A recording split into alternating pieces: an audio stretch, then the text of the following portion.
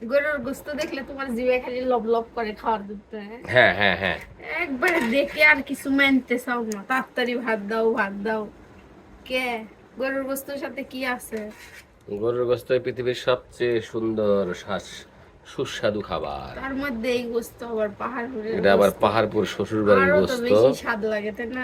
একেবারে জমে ক্ষীর।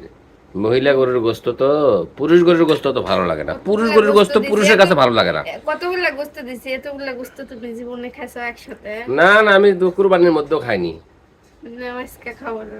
দাও দাও। মনে করো শ্বশুর বাড়ি গেছো। শ্বশুর বাড়িতে আসছি আমি এখন, এজন্য শ্বশুর বাড়ি মনে করে খাবো। আর শোনো, মহিলা গরুর গোস্ত পুরুষদের বেশি ভালো লাগে, বুঝেছো?